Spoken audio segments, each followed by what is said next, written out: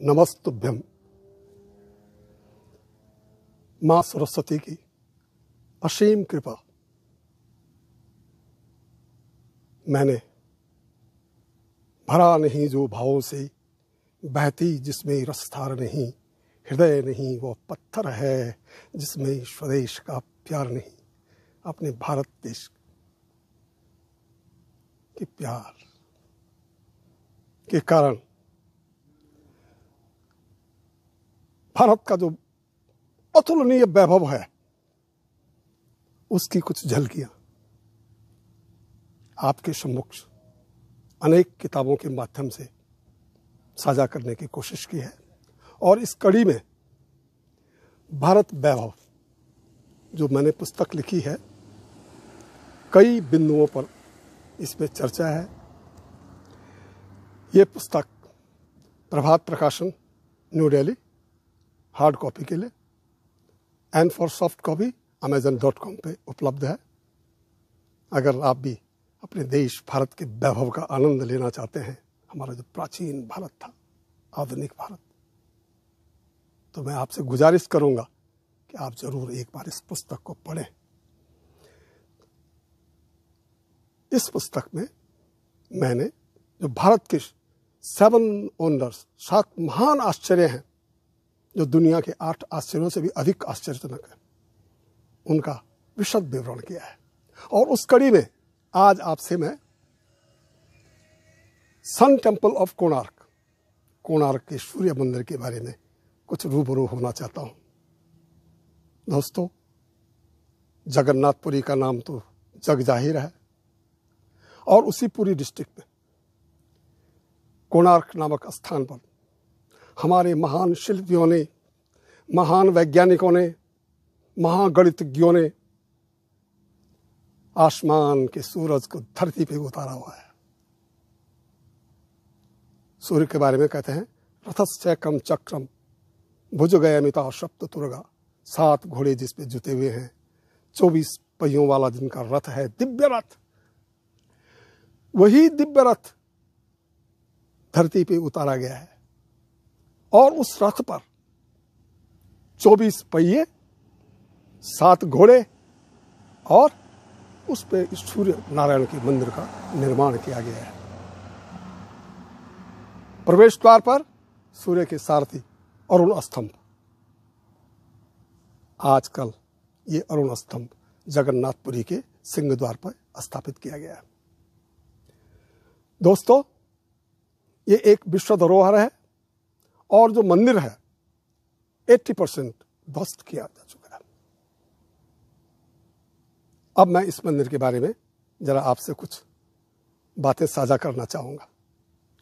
जो रथ के जो 24 व्हील्स हैं, उनको सूर्य की घड़ी घुमाओ, जो छाया पड़ती है उस बेस पे you can calculate the time exactly, पल, मिनट, घंटे का हिसाब, यानी समय चक्र को काबू करने की। और उस पर वेगवान घोड़े। अब आइए मंदिर के बारे में बात करें। ये करीब 229 फीट की ऊंचाई पर फर्श से लेके गुम्मद तक ये ऊंचाई है जो मेन मंदिर बनाया गया था। गुम्मद पर 50 टन मैग्नेट, चुंबक लगाया गया था और उस चुंबक के कारण सूर्य नारायण की जो मूर्ति थी हवा में लटकती रहती थी। उनकी नाभि पर कोहनूर से भी बेशकीमती हीरा लगा हुआ था और सूर्य की पहली किरण जब उनकी नाभि पे, उसी हीरे पे पड़ती थी तो सारा मंदिर सूर्य की किरणों से नहा जाता था, अलौकिक हो जाता था। कहते हैं पहले यहां नजदीक में समुद्र था, चंद्रभागा नदी थी करीब 2 किलोमीटर पे, अब वो लुप्त हो गई है, समुद्र भी दूर चला गया है। तो नाविकों को अपने जहाजों को चलाने में दिशा भ्रम हो जाता था, कंपास काम नहीं करता था बिकॉज ऑफ दिस मैग्नेट। तो शायद या तो उन्होंने उस मैग्नेट को निकाला, या बंगाल के नवाब सुलेमान, एक क्रूर तो थे ही, अत्याचारी थे, उसने हमारे इस अलौकिक सूर्य नारायण के मंदिर को ध्वस्त कर दिया था। आज जो कुछ शेष है उस पर भी सारी दुनिया को गर्व है। यूनेस्को ने इसको वर्ल्ड हेरिटेज, विश्व स्तर का दर्जा दिया हुआ है, वर्ल्ड हेरिटेज का।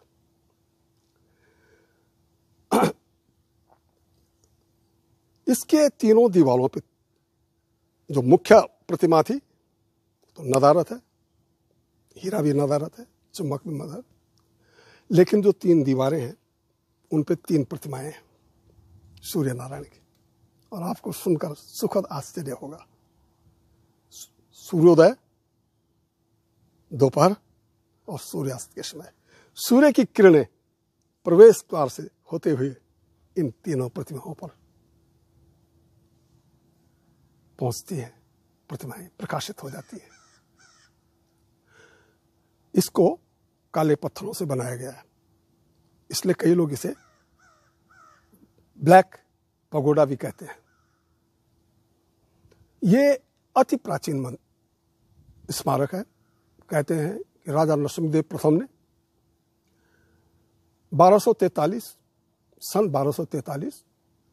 और 1255 के बीच में, यानी 12 वर्षों तक इसका निर्माण करवाया था। और कितने कारीगर लगे थे? 12,000 कारीगरों ने दिन और रात मेहनत करके। लेकिन जब सारा मंदिर कंप्लीट हो गया तो गुम्बद को जो मुख्य शिल्पी थे वो चढ़ा नहीं पाए थे।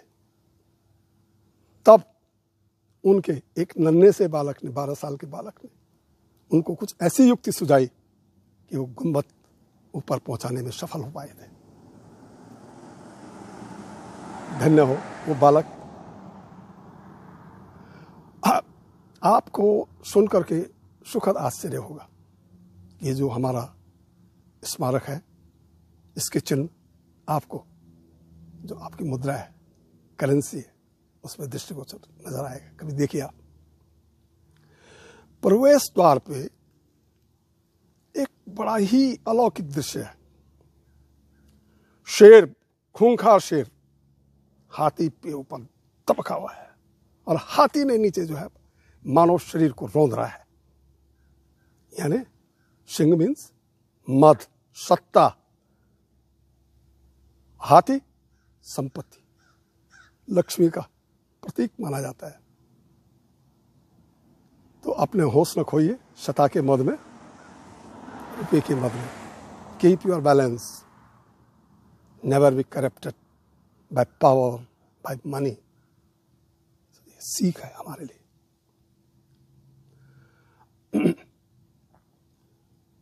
जो दीवारें हैं मंदिर की, अनेक अलौकिक नाग, तांत्रिक क्रियाएं, देवी देवताओं, पशु पक्षियों, राक्षसों के चित्र हैं, अलग अलग मुद्राएं, नृत्यांगनाएं, वादक, आहा, मन मोह लेती हैं, सजीव हो जाती है। और दूसरी तरफ आपने बादशाहन का तो नाम सुना होता है, कामशास्त्र के प्रथम आचार्य दुनिया के, समस्त काम कला की क्रीड़ाओं के सजीव जो चित्रण पत्थर पे जो तराशे गए हैं, वो जैसे लगता है कि बोल रहे हैं। काम क्रीड़ा में अनेक आसनों में एक दूसरे में खोए हुए नर और नारी, अनेक आसन। और यहां सभागार, भोग मंडप और नृत्य मंडप, ये मुख्य अंग है ये मंदिर के। इतनी सुंदर भावभंगिमाओं में ऐसा लगता है कि जैसे ये मूर्तियां सजीव हो गई हों। टैगोर ने कहा था, here language of stones surpasses the language of man.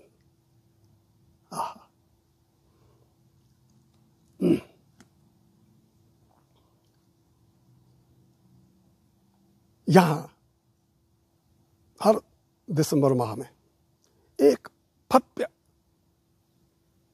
आयोजन होता है, सांस्कृतिक कार्यक्रम होता है। बालाएं, बाधक, ढोलक की छाप पर घूंघरवा तेरा छम छम बाजे, छम छम की टूर पर जिया मेरा नाचे। अरे घूंघरवा तेरा छम छम बाजे। सारा जो मंदिर है, स्मारक सजीव हो होता है। आपने भी कभी लुत्फ लेना हो, रिमेंबर दिसंबर माह में आपको स्वर्ग की अप्सराएं, यक्ष और गंधर्व सब यहां मिलेंगे। यहां की जो शिल्पकला है, जो नक्काशी है, दुनिया में वो बेजोड़ है। भले ही आज खंडहर है, लेकिन आज भी हजारों लोग इसको देखने आते हैं। जैसे मैंने पहले बताया कि विश्व संस्था यूनेस्को ने इसको वर्ल्ड हेरिटेज का दर्जा दिया हुआ है। तो दोस्तों, अपने देश को पहचाने, इसकी जो विभिन्न झलकियां हैं उनका रसास्वादन करें, आनंद लें। नेक्स्ट वीडियो में मैं किसी अन्य भारत के जो 7 वंडर्स हैं उसके बारे में आपसे पुनः चर्चा करूंगा। तब तक के लिए अलविदा।